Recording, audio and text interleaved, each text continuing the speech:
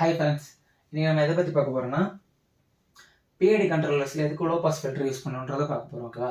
Actually low pass ஃபில்டர்னா என்னென்னா filter which allows only lower frequency signals.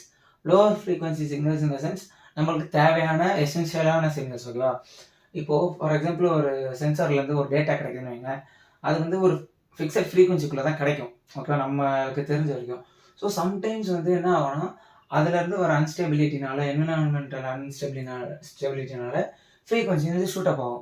So அந்த shoot up ஆன ஃப்ரீக்வன்சியை நம்ம கேப்சர் பண்ணோன்னா நமக்கு வந்து நிறைய பிரச்சனை வரும் பிஐடி கண்ட்ரோலர்ஸ் யூஸ் பண்ணும்போது.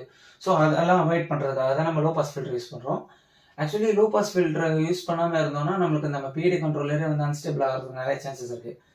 இப்போ லோ பாஸ் ஃபில்டர் என்ன பண்ணுன்னா நம்மளுக்கு ஒரு சில ஃபிக்ஸட் ஃப்ரீக்வன்சிக்குள்ளே இருக்கிற வேல்யூஸ் மட்டும் தான் நம்மளுக்கு வந்து டேட்டா கேப்சர் ஆகும். மீதி அன்வான்ட் ஹையர் ஃப்ரீக்வன்சி சிக்னல்ஸ்லாம் வந்து நம்ம வந்து ஃபில்டர் அவுட் பண்ணிடுவோம்.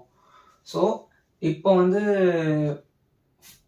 பிஐடி கண்ட்ரோலர் ஒரு லோ பாஸ் ஃபில்டர் யூஸ் பண்ணலன்னா ஒரு பிஐடி கண்ட்ரோலர் எந்த மாதிரிலாம் எஃபெக்ட் ஆகும் அப்படின்றத பார்க்கலாம். அது எந்த டேர்ம் எஃபெக்ட் ஆகுன்றது பார்க்கலாம். ஓகேவா? ஆக்சுவலி டெரிவேட்டிவ் டேர்ம் என்னன்னு பண்ணணும்னு தெரியும் நம்மளுக்கு, டேம்பிங் பண்ணும். ஓகேவா? அண்ட் ஃபியூச்சர் ஏரர்ஸ் வந்து ப்ரெடிக்ட் பண்ணி அதுக்கேற்ற மாதிரி நமக்கு வந்து டேம்பிங் கொடுக்கும். இப்போது ஒரு பிஐடி கண்ட்ரோலரில் இப்போ டி டேர்ம் என்ன பண்ணும், ஃபியூச்சர் ஏரர்ஸை பார்த்துட்டே இருக்கும். இப்போது ஒரு ஃப்ரீக்வன்சி இந்த இடத்துல இருக்குது, திடீர்னு ஃப்ரீக்வன்சி வந்து ஷூட்டப் ஆகுதுன்னு வைங்களேன்.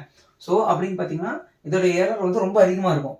ஸோ ரொம்ப அதிகமாக இருக்குன்னா அதுக்கேற்ற மாதிரி டேம்ப்னஸ் வந்து என்ன ஆகும், டெரிவேட்டிவ் டேர்ம் வந்து இன்க்ரீஸ் ஆகும். இன்க்ரீஸ் ஆச்சுன்னா என்ன ஆகும், அந்த சேஞ்ச் இன் ஏரர் தான் வந்து நம்ம டி டேர்ம் ஆகும். ஸோ அப்போ என்ன ஆகும்னா எரர் வந்து ரொம்ப அதிகமாக இருக்கனால டேம்பிங் வந்து ரொம்ப ஸ்ட்ராங் ஆகும். ஸ்ட்ராங் ஆச்சுன்னா ஃபார் எக்ஸாம்பிளுக்கு வந்து ஒரு ஸ்டெப்பர் மோட்டர் எடுத்துக்கோங்க. திடீர்னு ஒரு ஃப்ரீக்வன்சி வேல்யூ வந்து நம்மளுக்கு வந்து ரொம்ப அதிகமாக கிடைக்குது, அதுக்கேற்றனால டியோட வேல்யூ ரொம்ப இன்க்ரீஸ் ஆகுதுன்னு வைங்களேன். அப்போ என்ன ஆகும்னா ஆக்சுவலாக ஒரு இடத்துக்கு வந்து அந்த மோட்டர் வந்து போக ட்ரை பண்ணும், பட் அதையே வந்து நம்ம வந்து டிடம் வந்து அதை ரெசிஸ்ட் பண்ணும். அப்போ என்ன ஆகும்னா மோட்டர் வந்து அன்ஸ்டேபிள் ஆகுறது, அந்த மாதிரி பிரச்சனைலாம் வந்து நம்ம நிறைய ஃபேஸ் பண்ணுவோம். ஸோ அதுக்காக தான் வந்து நம்ம வந்து லோ பாஸ் ஃபில்டர் யூஸ் பண்ணி இந்த தேவையில்லாத ஹை ஃப்ரீக்வன்சி சிக்னல்ஸ்லாம் வந்து ஃபில்டர் அவுட் பண்ணுவோம். ஓகேவா? இதுதான் ஆக்சுவலி லோ பாஸ் ஃபில்டரோட use in PID controllers. Okay.